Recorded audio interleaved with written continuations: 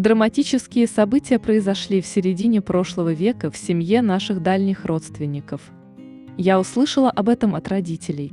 Брат бабушки, которого в семье звали дядей Витей, перед войной жил в Латвии, учился в мединституте. Начинающий врач, он вскоре после освобождения Прибалтики от фашистов без памяти влюбился в молодую, очень красивую женщину по имени Лилия. Она к тому времени уже успела побывать замужем за человеком, почти вдвое старше себя, и родить от него сына Сашу. Во время войны ее муж Рихард пропал без вести.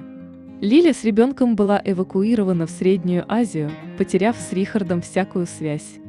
После возвращения в освобожденную Ригу Лиля долго разыскивала своего мужа, но безуспешно. И поэтому она была официально признана вдовой. Через некоторое время Виктор и Лили поженились. Виктор свою жену просто обожал. Сашу он растил как родного сына. Со временем он стал известным специалистом в своей области, его ценили пациенты. Виктор многого добился в жизни. В Риге у семьи была прекрасная квартира, красиво обставленная Лилией, которая никогда не работала и занималась только домом и семьей. Они очень любили отдыхать на Рижском взморье, а также выезжали за рубеж. Это было редкостью для тех времен.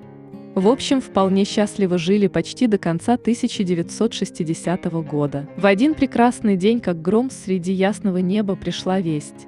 Лилю через международную организацию «Красный крест» разыскал ее первый муж Рихард. Выяснилось, что он жив и ныне является гражданином Австрии. Пройдя через многие мытарства войны и побывав в лагере для интернированных лиц, Рихард в итоге оказался в Австрии. Ему помогли устроиться в жизни прекрасное знание немецкого языка.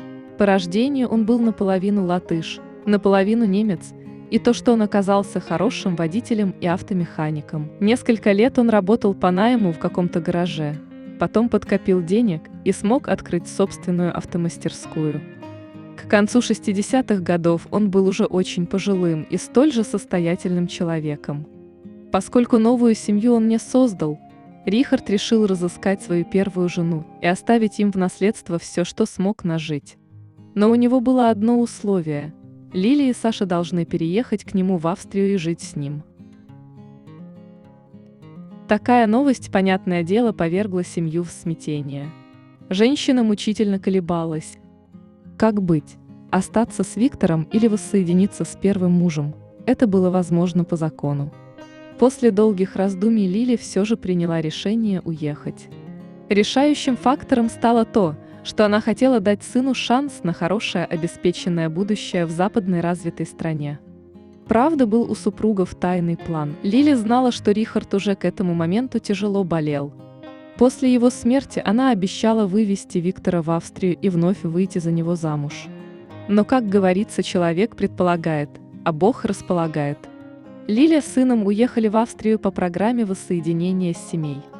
Там их ждали уютная квартира в пригороде Вены и неплохой счет в банке. Вскоре Рихард действительно умер, оставив все деньги в наследство жене и сыну. Оставшись вдовой, Лиля начала хлопоты по воссоединению с Виктором. По закону это сделать было невозможно.